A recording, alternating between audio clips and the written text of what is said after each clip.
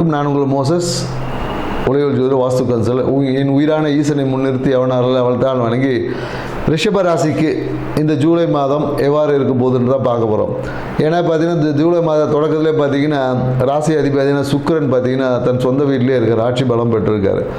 சுக்கிரன் எனக்கு ஆட்சி பலமாக பெற்றிருக்காரு, அதனால் எனக்கு எல்லாம் சுபமாக நடக்குமா அப்படின்னு பார்த்தீங்கன்னா நிறைய நல்ல விஷயங்கள் நடக்கும். உங்களுடைய செல்வாக்கு என்பது இந்த காலகட்டத்தில் மேன்மையடையும். சில பிரச்சனைகள் உங்களை தேடி வரும் தான் சொல்லணும்.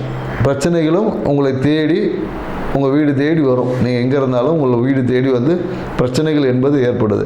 இந்த காலத்தில் என்னென்னாக்கா இந்த லக்ஸரியான விஷயங்களுக்காக சிறிய கடன் வாங்கக்கூடிய வாய்ப்புகள் எல்லாமே இருக்குது.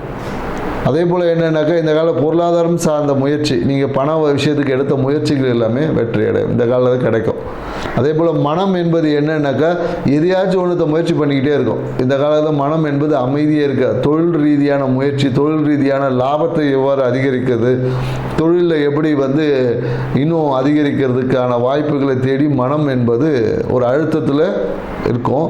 அந்த அழுத்தத்தின் வகையாக லாபமாக நஷ்டமானா இவங்களுக்கு லாபம் தான் அதிகரிக்கும். லாபத்தை நோக்கி மனம் வந்து போயிட்டுருக்கும்.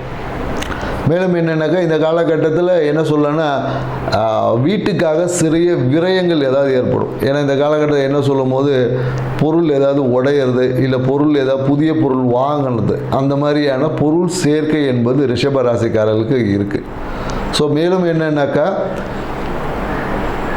ரிஷபராசிக்காரர்கள் வந்து வெளியூர் வெளிநாடு செல்வதற்கான வாய்ப்புகளுக்கு தொழில் ரீதியான வெளியூர் வெளிநாடு பயணங்களை மேற்கொள்வாங்க அப்படின்னு சொல்ல முடியும். அதுக்காக வந்து நிறைய முயற்சிகள் எடுத்திங்கன்னா இந்த காலகட்டத்தில் அது நடக்கும். ஸோ மேலும் பார்த்திங்கன்னா வீட்டின் மூலியமாக தாய் மூலியமாக ஏதாவது ஒரு ஆதாயம் இருக்குது. இப்போ நீங்கள் என்னென்ன ரிஷபராசிக்காரங்க ஏதாவது வீடு வாடகை விட்டு வருமானம் பார்க்கலாமா, இல்லை வண்டி வாடகை விட்டு வருமானம் பார்ப்பது, இந்த மாதிரியான சூழல் என்பது இருக்கும். பொருளாதாரம் என்பது திடீர்னு வரும் அப்படின்னு தான் சொல்லுவோம். பிளான் பண்ணி எதுவுமே விஷயங்கள் நடக்காது. எதேர்ச்சியாக திடீர்னு பொருளாதாரம் வரும்.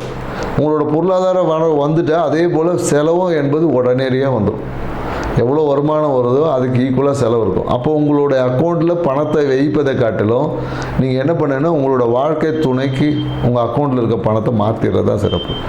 ஏன்னா அவங்க அக்கௌண்ட்டுக்கு போயிட்டால் உங்கள் கையில் இருக்கக்கூடிய பணம் ஏதாவது ஒரு விதத்தில் இல்லை ஏதாவது ஒரு காரணங்களுக்காக செலவாகணும், இல்லை கடன்களை அடைக்கணும், இந்த மாதிரியான விஷயங்கள் சூழல் இருப்பதால் நீங்கள் உங்கள்கிட்ட பணம் வந்துச்சுன்னா அந்த பணத்தை உங்களோட வாழ்க்கை துணை பேரில் மாற்றிடணும்.